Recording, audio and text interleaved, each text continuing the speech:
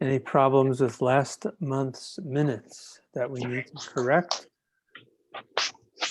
If I don't hear any problems, I'll assume they're approved as written and posted. Thank you. That's good. Don, if I could just do a quick introduction for folks who are watching the recording. This is the May 2021 general meeting of the Benton Park Neighborhood Association. And today is May 4th, 2021. Thank you very much. Well, that's good. So we have one new person that we're going to get to meet tonight, which is Madeline. And she's the person who is going to be starting a business here right up the block from me on McNair and Lynch. So hello to Madeline. Do we have any other new people that have not been at our meeting before that would like to? So Eileen, yes, say hello and tell people what block you live on and introduce yourself. Sure. So my name is Eileen McClay, and I bought the property at 2867 Salina Street, which actually is one of the houses featured in the photo banner on the website. So right across from Benton Park Cafe on the opposite block. And I'm moving in next week. I'm really excited. I'm excited about the neighborhood. That's so wonderful. Yeah. Yay. Well, welcome. Thank you. I'm glad you found us. How did you find us already? Were you in the neighborhood nearby? No, I actually moved from Atlanta and lived in an in-town neighborhood in Atlanta and enjoyed walkability and being near parks. And so I got very lucky in this crazy real estate market and was able to secure a house in Benton Park, and love the idea of being close to the parks. And I actually, before I bought the house, looked at the neighborhood association website and was really excited about, obviously, COVID changed a lot of things, but as far as the activity and the engagement of the community, and it looked like a great association. So I joined it a couple days ago and quickly found the link to the meeting on Facebook. So I'm happy to be here. Yay. Well, that's great. Are you the house that abuts on the Zephyr Salon heading south on Salina? No, I'm sort of catty corner to that. It's I'm on the across from the vacant lot that I think townhouses are going to be built on. I'm directly across the street from those, across Salina. Are you in one of those row homes by Benton Park Cafe? Yeah. Yes. Oh, I love those homes. Yeah, I got one of those. It was for sale by another real estate agent, and I went under contract and that fell through, and luckily it landed in my lap and I scooped it up. That's an amazing spot. You got a great spot. Thank you. Thank you. Well, good. Any other new people that we don't know yet? Okay. This is my first neighborhood association meeting after almost 11 years in the neighborhood on and off. So Andy Harbutt, 2043 Sydney. I was out walking the dog and the link popped up on the Instagram feed. So I figured, what the heck, I should probably participate once in a while and say hello. That's so nice. Thank you, Andy. Good to Thanks have you. Well, good. All right. So we're ready to rock and roll. I'm not sure if our police officer is going to be able to get on tonight. I don't see her in the chat. I poked her today with a message, so I'll deal with that. We'll see. And let's see, I don't see Barbara here yet today either. Okay, so we'll have to deal with our police report and safety committee next time. In the meantime, why don't we start up with our treasurer? Where's Liz? You're just a name on a screen, Liz. If you wanna show up, you could turn your video on or just speak up. Hello, Don. I'm kind of in transit at the moment at a friend's house, so I'm not going to torture all of you guys with the boxes in the background. So not using video, but can I go ahead and share my screen? Of course. It says the Yeah. host has disabled. I don't know who's Hold on, the- I'm changing it. if Tim is the owner of this, he'll have to do it. I figure this can be part of the events budget discussion. It definitely is part of the same discussion. Mhm. Liz, it should, you should be able to take it. Okay.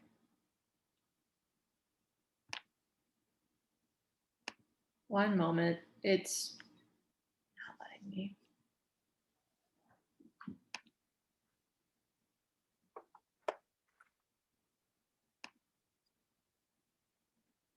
All There we right, go. let me know when you can see. Got it. All right, so this is the approved 2021 budget that we formed and discussed in the beginning of the year. So as you can see, we really haven't had many expenditures so far. So I'm still working on the Q1 income statement, but most of our expenditures are in the second and third quarter, and most of them are events. So Brittany, did you want to jump in and discuss the budget proposal with me? Or, Yeah, sure. okay, We had originally proposed the budget, the events budget for $12,000.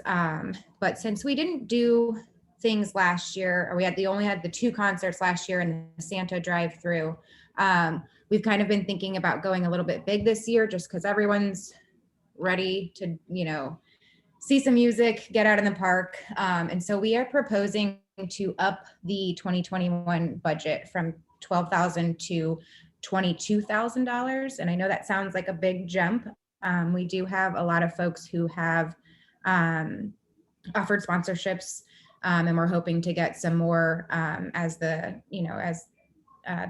next few weeks come by. So we should be getting a good chunk of that money back.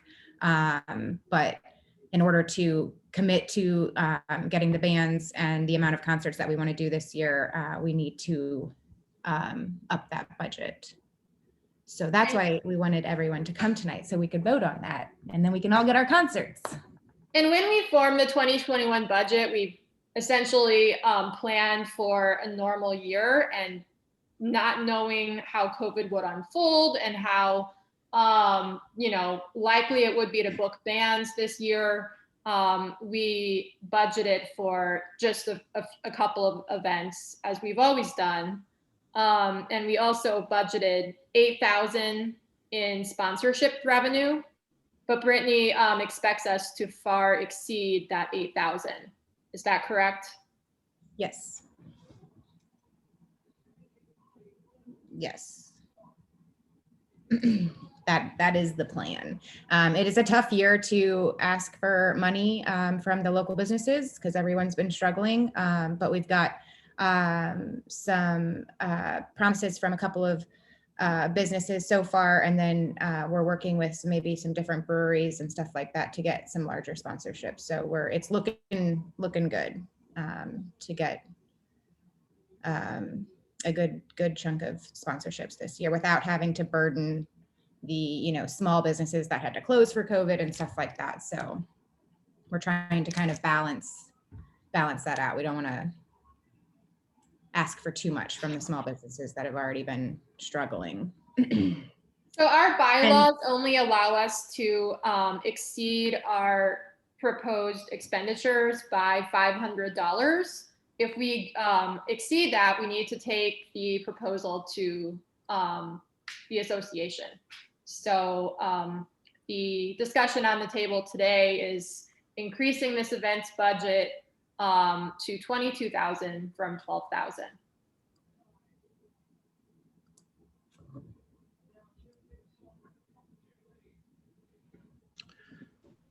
Do we need to make a motion to approve that increase? Yeah. I so move. Okay, Second. Third. good. All in favor of that, just raise your hand and I will count. And some people who just have pictures, you can say yes. So I see anybody opposed, take your hands down and let me see if anybody's opposed. All right, we're good with that, unanimously passing. So the next step would be for me to go through and revise the budget. So next month, you'll see a revised budget on the website as well as at the meeting. So if you have any concerns, you can just send me an email. But all of us are pretty excited to have a big year and kind of get back to some resemblance of normal. Indeed. That's good. And so while we're in a voting mood, maybe, well, let's just go down with the agenda and we'll get to that later. Thank you. So the next item is Dan Gunther and our Alderman report. Thanks, Don. Can everyone hear me okay? Yes. Loud and clear. All right. Sorry, sometimes I have issues with my sound on this machine. You're good tonight. Yeah, 1 month ago, this meeting, I was thanking everyone for showing up at the polls on a beautiful Tuesday in April. So I guess 1 month later, I can officially say thank you for the votes to everyone that showed up 1 month ago. It is always humbling and very encouraging to see so many people show up and think we're doing the right things around here. So thank you for everyone that showed up. Thank you for everyone that voted.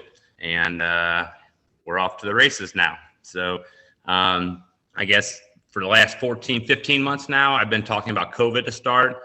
So I'm sure everyone has seen that as of this Monday, that our bars and restaurants and spaces go back to pretty much normal hours. So bars, 1 a.m. if they're a 1 a.m. license, 3 a.m., which we don't have any. They also have the occupancy kind of lifted back to normal. However, the stipulation is that you still have to have the tables maintain the 6-foot distancing. So you still can't jam people in. So I want to remind everyone to be diligent about this isn't over. We're doing better, but it's not over. So let's make sure that we still follow that 6-foot rule. If you go into bars or restaurants and feel unsafe about their conditions, we still encourage people to contact the health department and let them know to send someone to make sure that our bars and restaurants are following what is a healthy guideline set by doctors, so that we don't have to go through this whole shutdown ever again. So please remind people to be diligent about it. We also have the vaccination program still going on at America Center, the Dome downtown, 7 days a week. So if you do not have a vaccination or worried about getting one, please reach out to the health department. They're offering rides to, if you have any neighbors that can't, that don't have rides to get vaccinations, that they're offering free rides through a couple of different organizations, such as the 5-Star Senior Center up on Arsenal. So reach out to any of them if you know people that need a ride to get a vaccination. The other thing that's big right now is we have over $500 million coming to the city of St. Louis through our federal COVID relief programs. Please follow our new mayor, Tashara O. Jones's, not only her social media, but also the city of St. Louis website, stlouis-mo.gov, has all the updates about, we have a task force to figure out how exactly we want to put that money. And so last Saturday was the first public meeting. It is on YouTube. You can watch it, but you can also follow the public meetings that they will be having to get input about how we spend over $500 million. So please continue your citizenship and let your voice be heard of how you want to spend money. There's a free portal or an online portal that anyone can give input. So I would say that's my COVID update for the month. A lot of stuff happening in the ward, obviously development, Tim will talk about. We did get information from the assessor's office this week that we had, I guess, in the last year, 50 new construction permits in the 9th ward, which was the most in the whole city for new construction. So we're, as everyone knows, we're building a lot of stuff around here. The assessor's letter also stated that it is a tax reassessment. So he has offered to come to one of our meetings next month or the month after to explain how assessments work and to let people know how they can appeal them if they have issues. I get a lot of calls after the fact, but I have nothing to do with your taxes. It's the assessor. So we'll get him in a meeting. So that's coming up. I also wanted to mention that this Thursday, 2 days from now, is Give St. Louis Day. I am myself and the alderwoman from the 8th Ward are co-hosting an event for a group called Employment Connection. Employment Connection is the organization that runs the Cure Violence program in the southern part of the ward, down in Mount Pleasant and Dutchtown. They also do a lot of other stuff. So look up Employment Connection, and this Thursday and Give St. Louis Day, I encourage you to look at all the organizations. There's Brightside, Guardian Angel, ARJ, all these organizations. There's a lot of organizations, so support some people Thursday. And I guess that will be all of my Alderman report for now. If there's any questions, I'd be happy to take them. And while you're on, Dan, if there's anything about parks, you might as well just tell people. Sure. Parks, we had, I think some people, a few people stopped by. We had 2 organizations, Principia and SLU, helping doing some cleanups. I have SLU has reached out to do another event. It's a bit away, but they want to do Thursday, July 29th. Basically 9 until 1, but it's St. Louis University's Day of Service. So if neighbors want to reach out to me and have projects that they want to get done, it's a good day to get volunteers in the neighborhood. We also have the stuff going on with the dog park garden. I want to thank everyone from the dog park that have made a wonderful garden in front of, on Selena in Fremont Park. I know that there's been a handful of people that have written grants and done plantings in the last couple of weeks. And so that garden is looking really nice. And we're hopefully breaking ground this spring to this summer on the pickleball courts in Benton Park. So I know we've been talking about this for a couple of years now, but that's how long it takes to get things done in government. I've been told that they're going to break ground this spring to summer on adding 2 new pickleball courts in the area that's between the existing tennis courts and our bathroom building or the comfort station. There's a large kind of old overgrown asphalt patch that has always been planned to be it's considered hard surface recreation area. So pickleball sounds like hard surface recreation. So we're going to put 2 courts in. So I guess that's the parks report.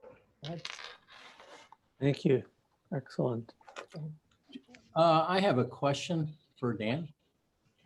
Jim McKittrick, 2915 Missouri. And my question is, I read a statement, and I believe it was out of Facebook from Corey Bush, saying that it's a remarkable time in our life because we're defunding the St. Louis police force. Do you know anything about that? I think you could pick up any paper or turn on any news and hear about the defunding the police of being one way of saying rethinking public safety. I prefer to look at it as rethinking public safety. And so I don't know about Corey's statement. I have not seen that. I'm sure that there's something like that out there, but I have not seen it or read it.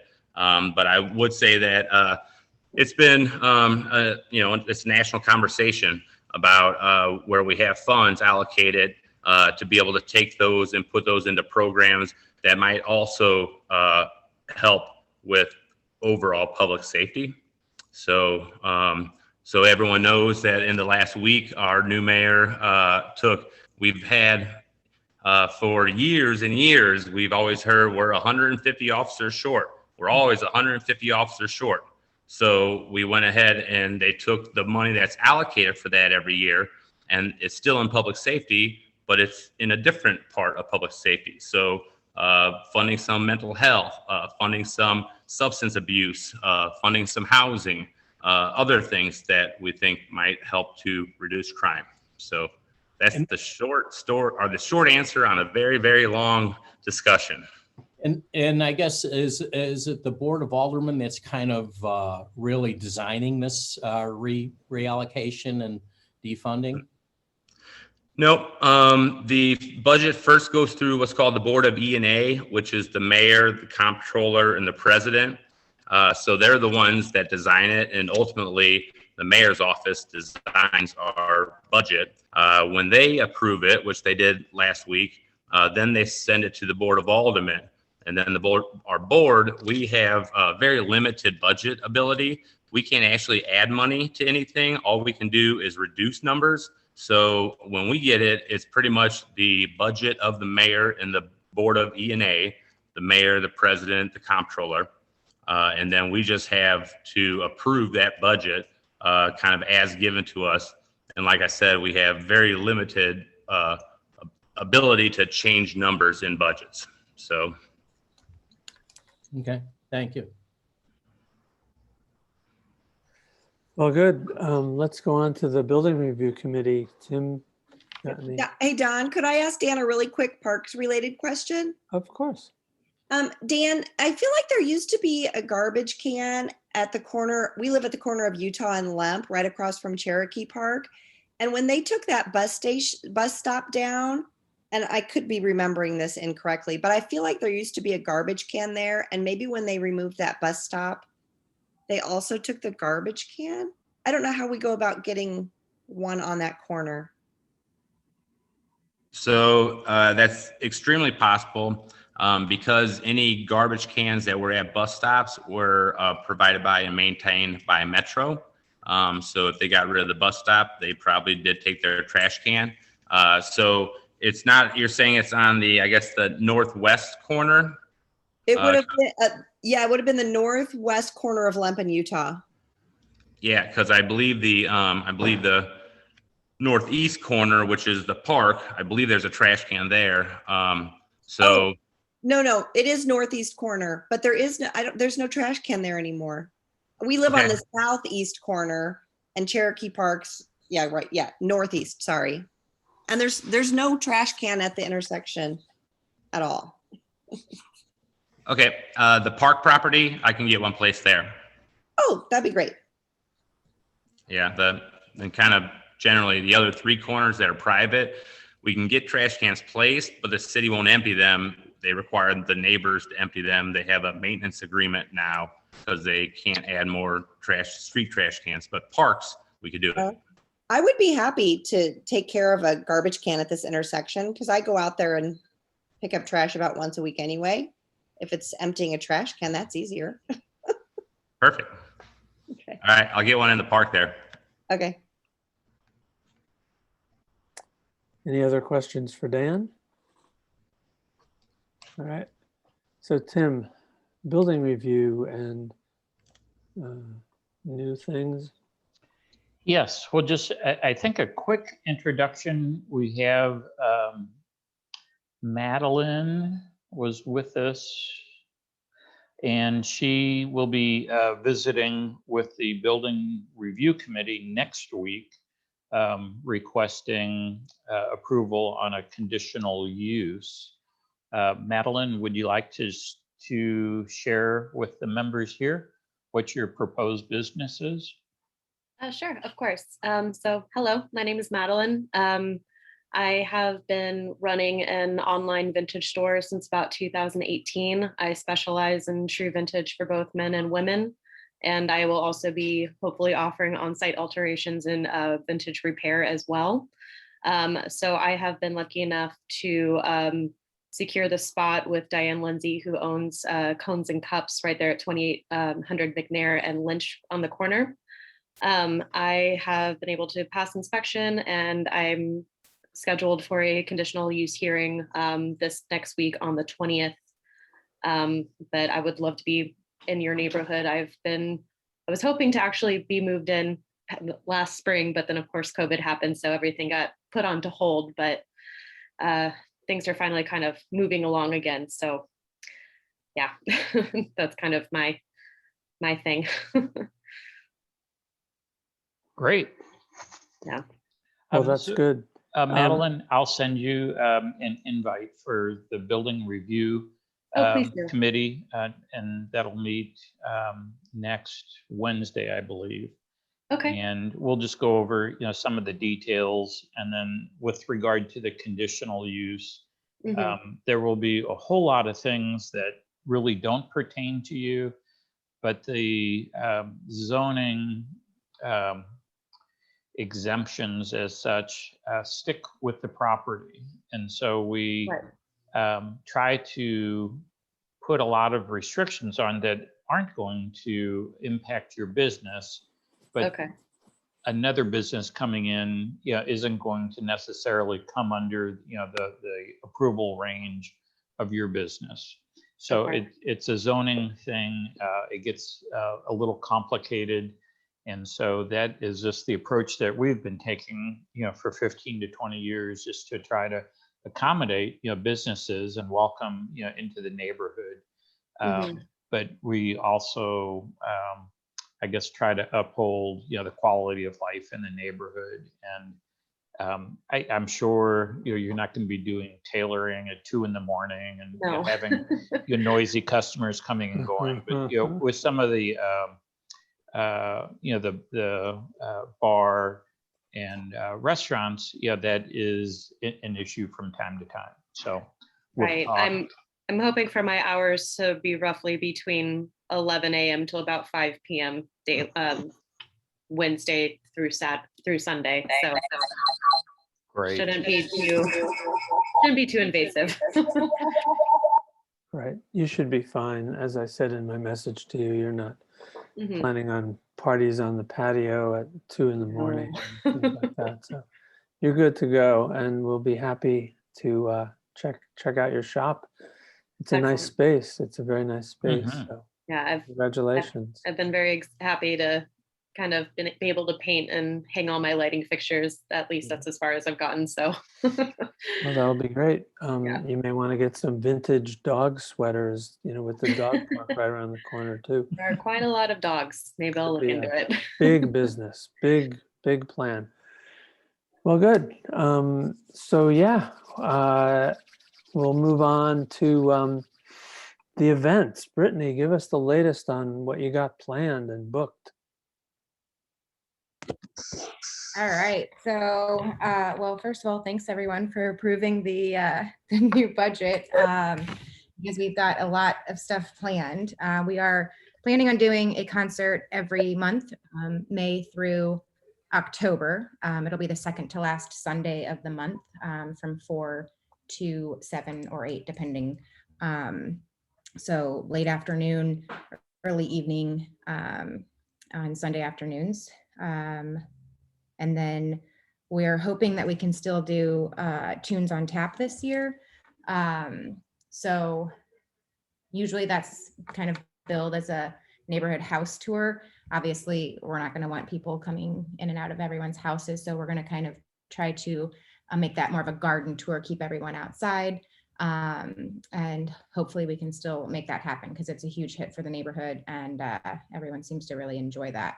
And for those of you who aren't familiar with what Tunes on Tap is, it's basically, we get roughly like 8 houses in the neighborhood or so that volunteer their yard, and we host a band at each of the houses, and then we get like beer donations from local breweries and stuff like that. So each house has a different beer and a different band, and you kind of just get to, you buy a ticket. It is, you purchase a ticket to participate, and then you kind of just tour yourself through the neighborhood and check out the different bands and different beers. So for the concerts, we have still kind of working on the schedule, but we've locked in some really great bands. I'm going to hold off on announcing exactly what we have so far, just until we have everything locked down and for sure, but stay tuned on the social media for the full lineup of the season. Our first concert is May 23rd, Sunday, May 23rd.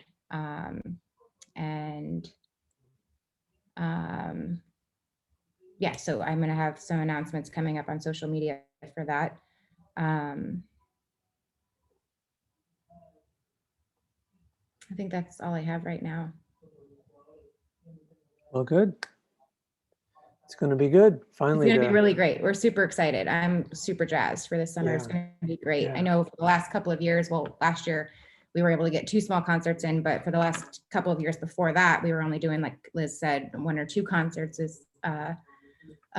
during the summer. So I'm super jazzed to kind of bring us back to the old glory days of the neighborhood where we did have more regular concerts and kind of bigger bands and stuff like that. So I'm pretty excited. I think everyone will be pretty jazzed with the lineup that we're working on. So Hi, Brittany, I have a quick question on Tunes on Tap. This is Liz. Sure. Are we expecting to confirm larger bands for Tunes on Tap and increase the Tunes on Tap budget, or is the 22,000 mostly for the Sunday events each month?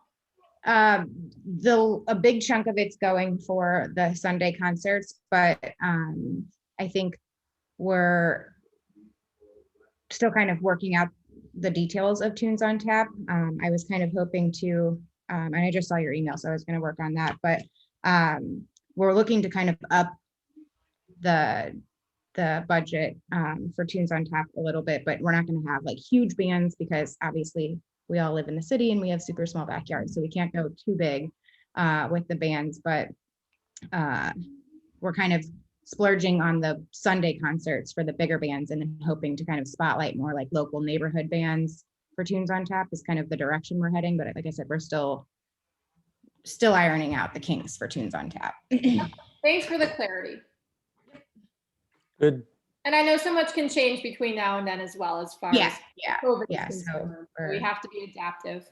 Right, yeah. And also, I guess I wanted to announce for the concerts in the park, we're going to have circles drawn out in the grass. So there'll be pods for everyone. So everyone can kind of just create their own pods and then stay socially distanced. And you can take your mask off in your pod. But, you know, if you're walking around, we ask that you wear your mask just to be safe. We are still kind of working on details of if we're going to have any vendors at the events. So like I said, a lot of this is kind of still up in the air because we weren't sure what we were going to do this year. Now we decided to go full force. So working hard to kind of make it all happen, but definitely stay tuned on social media for updates, but it'll be a safe way to experience some great music and enjoy our beautiful park. Yay. Well, good. The dog park, Nicole is not able to be on tonight, but she told me to just let everyone know that it is back open. There is grass growing for your dogs to dig up again.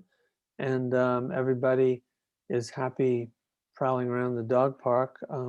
So the garden work has been, I guess it was postponed because of rain, and then they did some plantings, and it's looking real pretty around there. So if you're on the corner of Wisconsin and Lynch, have a look at how nicely they've done the dog park. It's great. So that part, we're good. And the safety committee, Barbara, our chair, had to work tonight. I don't see her on, so we'll pass that till the next time. And our police officer also will be on. And so just, I put up on the shared screen that you see, I'm gonna let Bill Kranz talk about this a little bit because he and I met this week and he's working on some really cool stuff for the cave and the garden. So, why don't you give people an update on how things are growing and what's going on underground? Okay, thank you, Don, and good evening, everybody. Yeah, in the garden, part of the operation that I'm involved with, we have a waiting list if you want to sign up for a garden box. Because we do have a high demand this year, similar to last year. So please communicate with me about that, and I will see if we can get you into a growing spot in the garden, which is at the end of Provincial Place at 1960 Provincial. So then we can talk about the cave a little bit here. And Don was gracious enough to post one of our historic map that we found about 2.5 weeks ago. This is a road improvement survey map from 1846. And if you look in the center part of it, there's a real pointy, darker line that to the right of that, just a little bit more. That's the old city graveyard. That boundary there. And then to the left of that is the cave property, the Cozen English cave property, extending to the east, halfway up Provincial, basically on that left line. Yeah, right about there. Anyway, in the center part of that, where the cross line going north and south is where Wisconsin used to be back then. And now that's alley for Illinois Avenue. But anyway, right in that area there, there's a rectangular building bordering Arsenal, which was their residence at the time, kind of a caretaker's home there. And just above that, it says the word cave on it. And there's two blotches there signifying where the original cave entrance was. So this is one of the very few maps we found so far that indicate almost precisely where that location was. And we're going to get a surveyor out there and analyze this map to the 9th degree and see if we can really pinpoint exactly whose garage it's under, basically.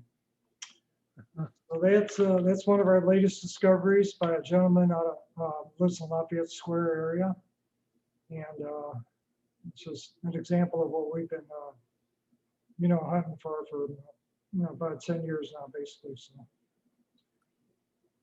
and like Don was saying, we're working on a vision statement about what we want to have in the cave at some future date if we get this thing open, and that's something that we'll be bringing to future meetings when it's an appropriate time to discuss that vision statement. So are there any questions about the garden or the cave at this time? I'll be happy to answer them for you. Hey, Bill, I have one. Okay. When did you say that you were going to investigate or do some more, are you using ground penetrating radar to find the entrance? No, we've already did a survey using a kind of a bare bones ground GPR unit in the certain parts of the garden last year, I believe it was. And the soil is so moist out there, and this type of clay around here isn't really conductive for a deep penetration with a GPR unit. So there's certain mysteries about different parts of the cave that we don't know about yet, even though we have 2 drill holes going into the main cave chamber. There's still a lot we don't know about it. So I don't think GPR is going to help us very much at this time. But one thing that could help us is like a gamma ray detector, but those are pretty expensive to bring into the garden, so we're not really actively trying to get one of those right now. So we really have to wait until we either drill a new hole in the garden or get another entrance open somewhere. Okay, sounds good. Okay, thank you, Vince. My kids are interested in helping you dig, so let me know. Okay, all right, thank you. My son's I really think- good at digging holes. You can see my front yard. Yeah, okay. Yeah, Bill's gonna try clairvoyance next. They're gonna like sit on top and just kind of figure out where the cave is. And occasionally at night, I've been by there, and you know, the hole where they drilled down into there, there's like ectoplasm coming up from there and weird vapors and stuff. So there's definitely something down there. I mean, he's onto something big, you know.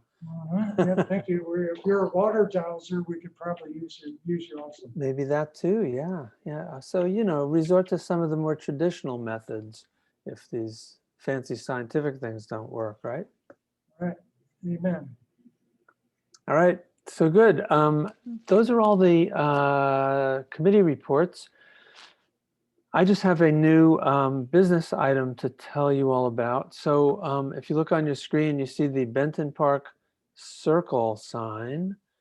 So the 5 neighborhoods that Jefferson passes through have gotten together, and Mike Powers from Fox Park has designed a little bit of like a branding project for each neighborhood.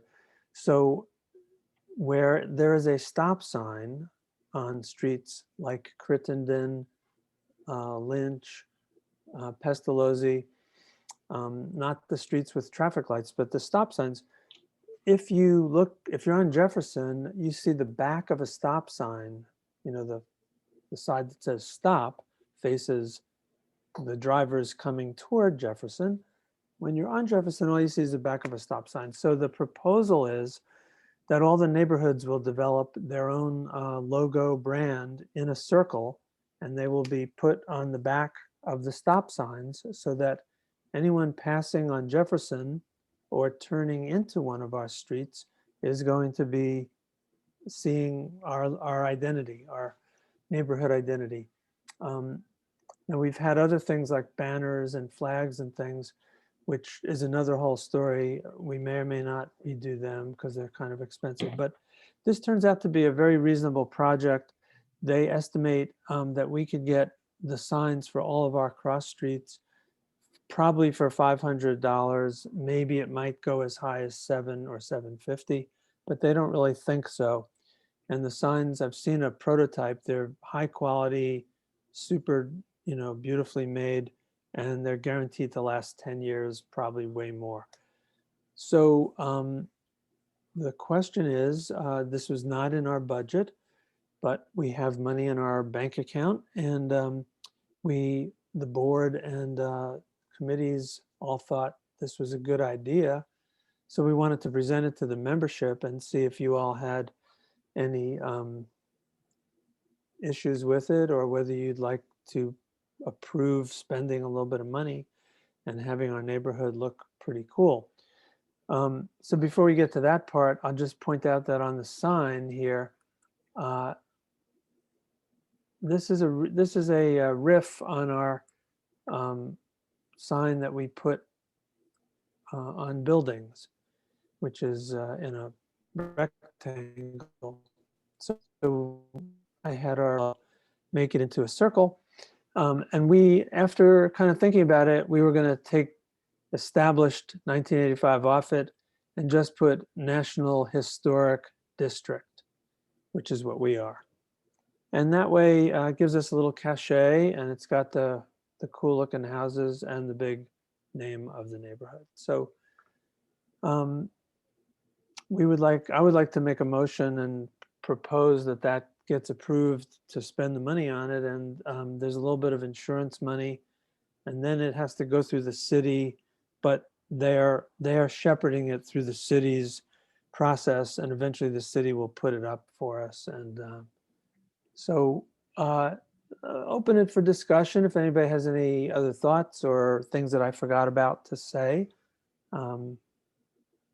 Yes, Brittany, you're muted. Thank you. We were talking about just doing the Jefferson corridor. So that would be Crittenden, Pestalozzi and Lynch, but I see on the notes here that you have Victor on there. Is that? Yeah, it turns out that Victor intersects with Jefferson where there is no light and there is a stop sign. So I threw Victor Like, on isn't there. that McKinley Heights? Isn't that on the other side of Gravois? I think you're right about that. Okay, so maybe it's not. Anyway, the guys who are working this project figured out where all the streets were, but you're probably right about that. Okay. So it No, would just be 3 total. Victor is just a block north of Sydney, so it's between Gravois and Sydney. Mm-hmm.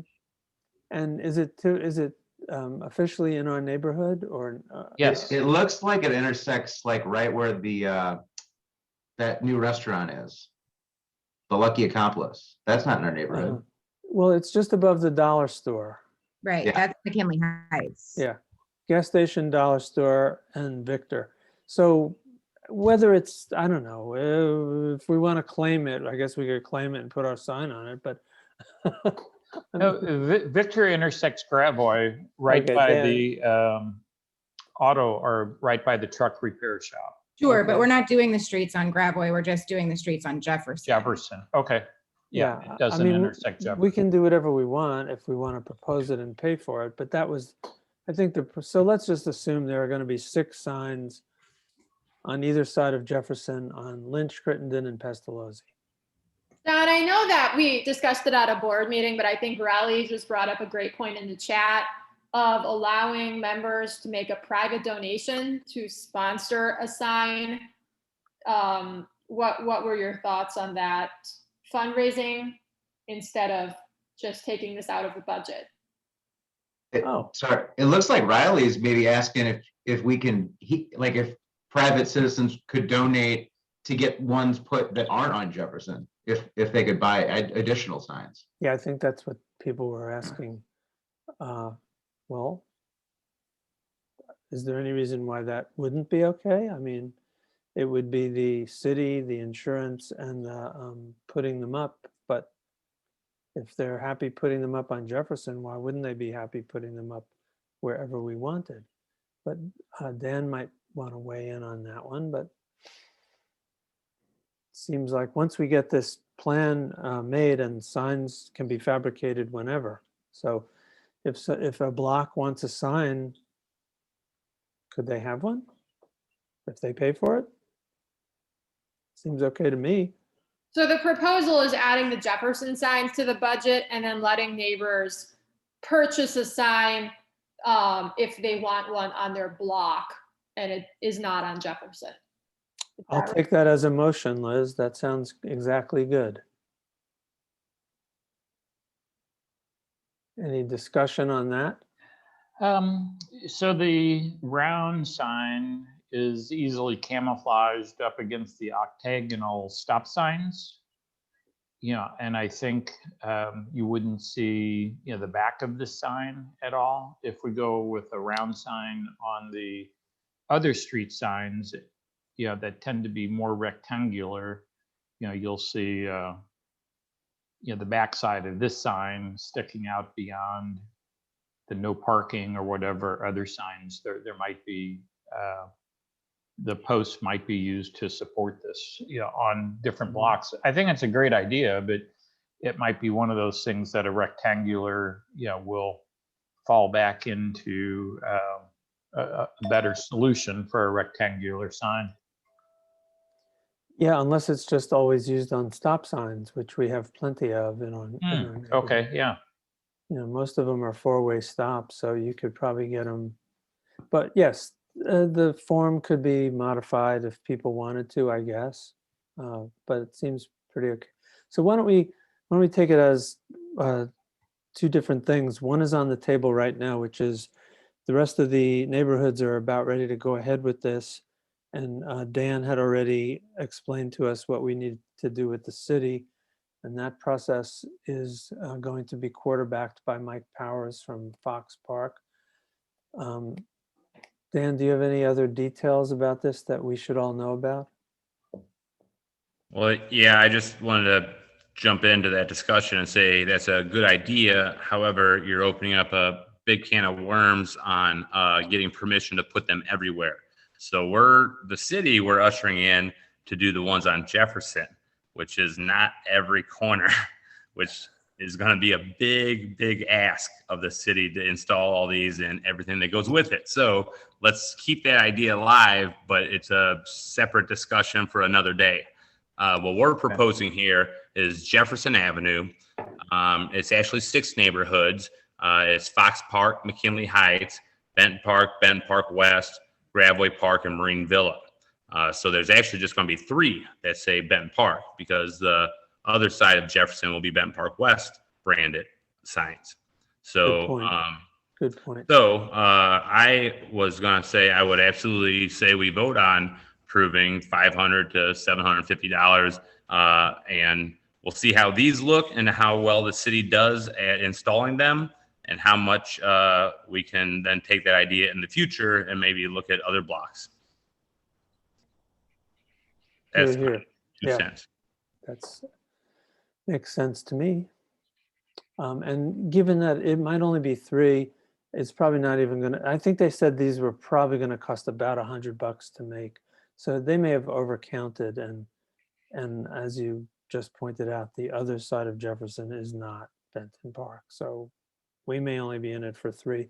The streets that have traffic lights, I don't think this is appropriate for. At any rate, if we approve the money, they will give us further plans as it gets developed. How big are they? Are they like the size of a stop sign? Are they like 30 inches wide? Yeah, they'll be basically to fit within the hexagon of the stop sign as a round without sticking out.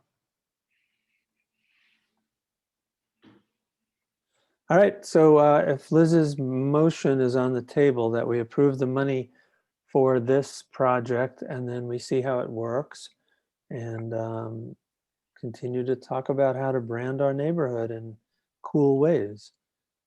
Do I have anybody seconding that proposal? I second it. Thank you, Joni. You're welcome.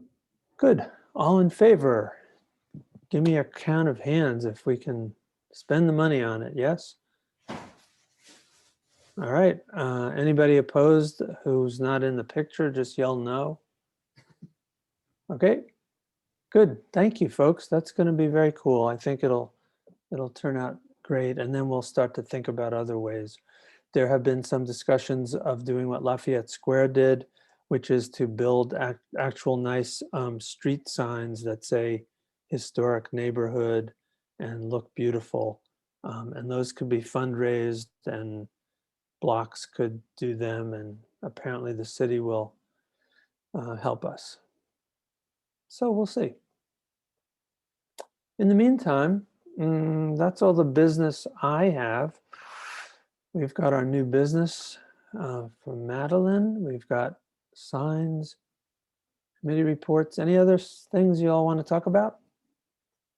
Dad, this is Liz. I was just hoping we could gauge the interest in, at some point, transitioning these meetings to a hybrid format, in where those who choose to meet in person have the option to do that with a Zoom link for people to dial in if they're out of town or uninterested in meeting face to face. I think Fox Park Association is doing that, along with a lot of nonprofit boards I've spoken to. So wanted to bring up that discussion and see how all of us feel about moving in that direction this summer.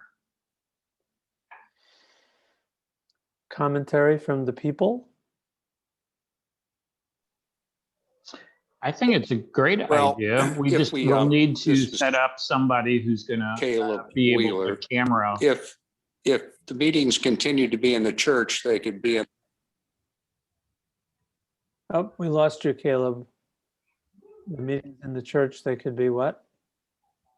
Well, that's what I was going to bring up, was can we try to maybe do it in the like chapel, like the big area, instead of the tiny room?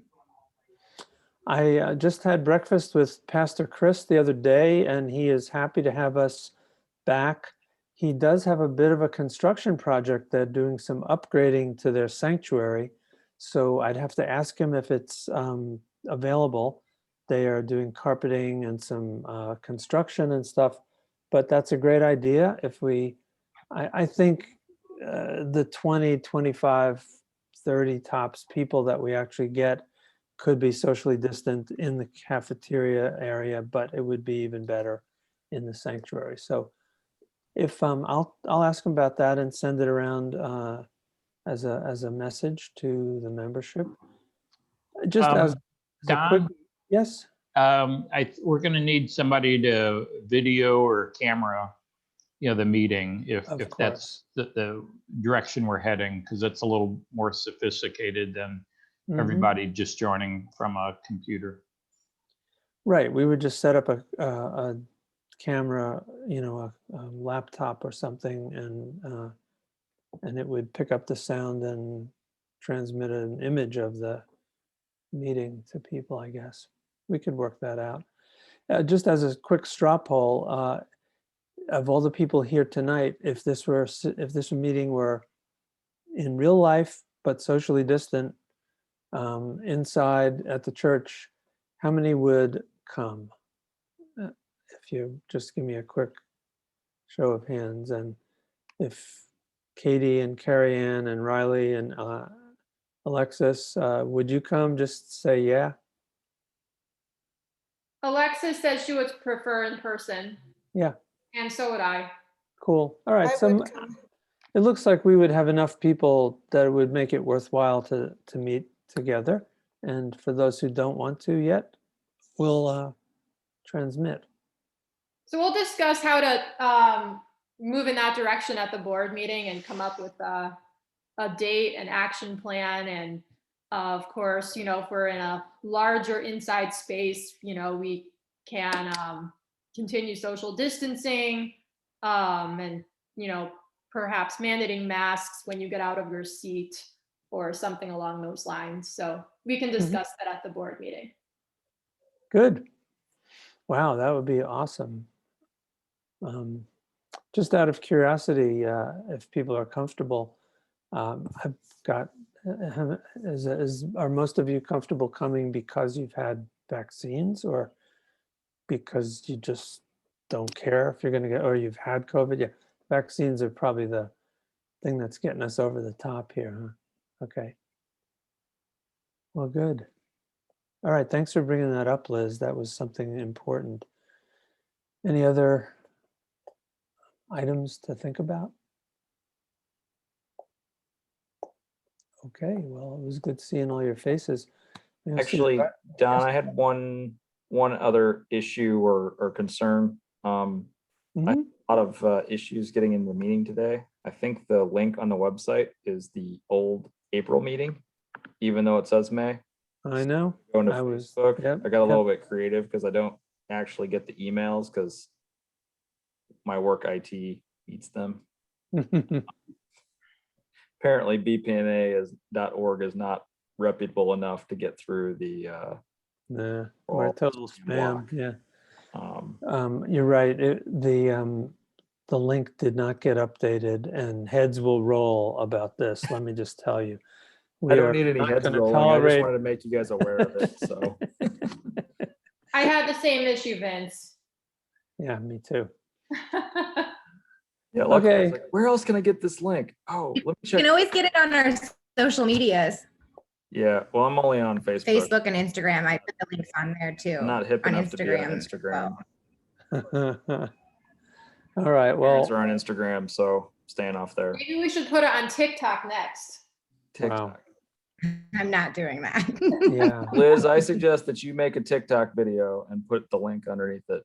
Maybe we can recruit some Gen Zers that way. Maybe with like, crazy like cat filter or something. That'd be cute. I think you and Liz should work on that and provide that video. So thank you. That would be fun. And we will get that straightened out. So good. All right, let's adjourn for tonight and see you all in real life at the park in later this month in May at our first music event. Okay. Adios. You can knock us off, Tim.